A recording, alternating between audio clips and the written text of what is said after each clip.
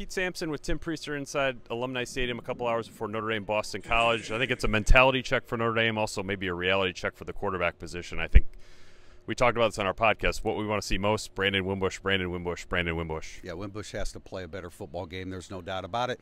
So do the other 10 guys on the field with him. It was a poor offensive performance against a very good SEC defense, a Georgia defense. So, a lot on Wimbush, a lot on the receivers, which was a hot topic this week with Brian Kelly. Yeah, and it's really how Notre Dame uses its receivers. Probably shouldn't impact the winner or the loser today, but I do think it could set up some stories for the rest of the season. Do we see Chase Claypool finally arrive? Does Chris Fink start and really lock down that position?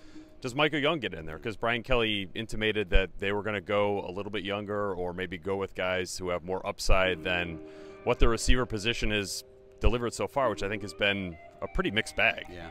Well, I think Brian Kelly tipped his hand with Chase Claypool a little bit. We're speculating about Michael Young, but that would seem to make sense, and Chris Fink will be in the starting lineup. Equanimeous St. Brown was kind of manhandled a little bit at the line of scrimmage. I don't know that BC will be able to press him like Georgia did, but if they do, he's got to be prepared for that. Yeah, defensively, I'm curious if Notre Dame can get Boston College into a lot of third and long situations. That set with Aquara, Trombetti, Tillery, and Dalen Hayes has been incredibly effective for Notre Dame this year.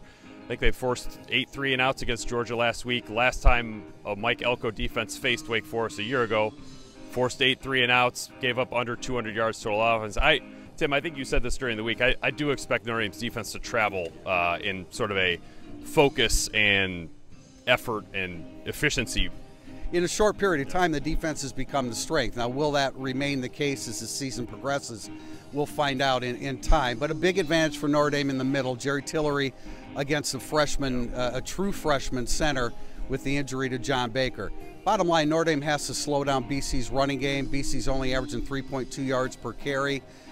They have to make it a 2nd and 9, 3rd and 8 game, and if they do that, redshirt freshman Anthony Brown will struggle as he did last week against Wake. Yeah, no question. Well, that's it for our pregame instant analysis a couple hours before Notre Dame Boston College Alumni Stadium.